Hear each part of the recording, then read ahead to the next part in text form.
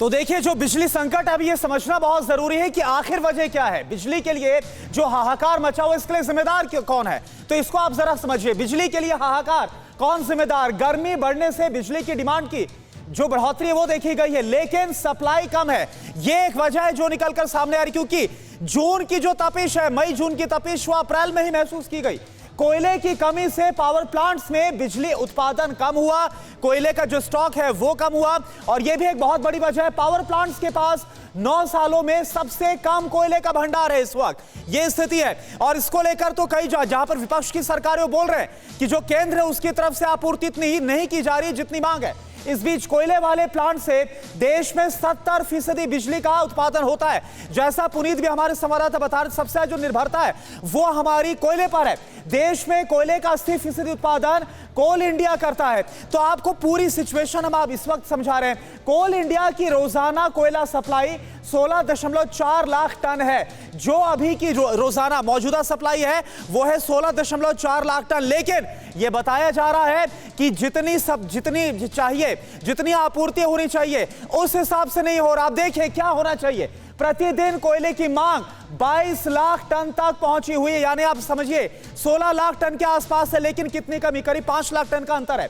देश में कोयले की खपत इस साल 8% बढ़ गई है, क्योंकि देखिए बिजली की मांग बढ़ गई है और ऐसे में जो खपत है उसमें भी काफी इजाफा हुआ है। तो ये तमाम जो वजह है जो एक एक करके हम आपको बता रहे हैं, और सबसे ज्यादा जो बड़ी वजह यही निकल कर आ रही है जो कोल शॉर्टेज। और उसमें हमने देखा कि कैसे कल केंद्र सरकार की तरफ से फैसला लिया गया 627 ट्रेनों को रद्द करने का फैसला, ताकि जो रेलवे रैक्स हैं उनको पहुंचाया जा सके। बिल्कुल करुणा, और ये मामला इतना सीधा भी नहीं जितना इसको केंद्र वर्सेस राज्य बताया जा रहा है और केंद्र को कटघरे में खड़ा किया जा रहा है। कई राज्य ऐसे हैं जिन्होंने अपना ऑर्डर तक पूरा नहीं उठाया। 1 महीने पहले ऑर्डर देना होता है कोल इंडिया को, और उन्होंने अपना कोयला तक पूरा नहीं उठाया। लेकिन चलिए इस पर बात आगे करेंगे डिटेल में। लेकिन शालिनी इस वक्त हमारे साथ इंडिया गेट से जुड़ रही है और नोएडा से इस वक्त हमारे साथ श्रद्धा जुड़ी हुई है। शालिनी, झुलसाती हुई गर्मी है, समझ सकते हैं हम। इस वक्त हम तो यहाँ पर हैं जहाँ पर हमें सारी सुविधाएं हैं, एसी है, लेकिन आप जहाँ इस वक्त खड़ी हैं वहां पर झुलसाती हुई गर्मी पड़ रही है। क्या हाल है इस वक्त गर्मी का, जरा हमारे व्यूअर्स को बताइए। राजस्थान से लेकर और दिल्ली तक व्यूअर्स हमें सोशल मीडिया पर ट्वीट कर रहे हैं, भाई देखिए एक तो झुलसाती हुई गर्मी और ऊपर से इतना बड़ा पावर कट। देखिए गौरव, बता दूं कि इस बार गर्मी ने, कहेंगे कि पूरे भारत की अगर बात करेंगे, यहाँ पर 122 साल का रिकॉर्ड टूटा है गर्मी का। मतलब कहेंगे कि अप्रैल में जो गर्मी पड़ी है वो इससे पहले मई लास्ट तक हुआ करती थी। सोच रहे हैं कि इतनी गर्मी अभी से पड़ रही है। अगर हम दिल्ली की बात करें तो दिल्ली में 72 साल का रिकॉर्ड टूटा है। तस्वीरें दिखाइए शालिनी, तस्वीरें दिखाइए इस वक्त इंडिया गेट के आसपास की तस्वीरें, और मौसम विभाग क्या कह रहा है शालिनी ये भी बताइए।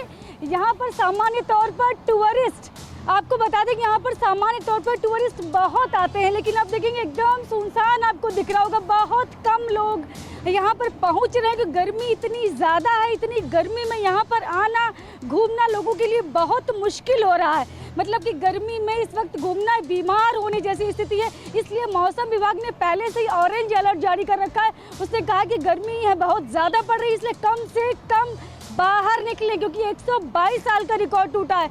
मौसम विभाग कह रहा है फिलहाल कहेंगे कि 2 मई के बाद ही कुछ राहत मिलने की उम्मीद है, क्योंकि उसके बाद ठीक है शालिनी, आपके पास एक बार फिर से आएंगे तो हालात काफी खराब। 122 साल का रिकॉर्ड टूटना, समझ सकते हैं कि अगर दिल्ली की बात करें तो यहाँ पर जो डेटा था वो कल ही का था। 6000 मेगावाट तक जो पीक डिमांड है वो जाती हुई नजर आ रही है। अड़ी सोमवार से शुक्रवार शाम 6 बजे सिर्फ TV9 भारतवर्ष पर।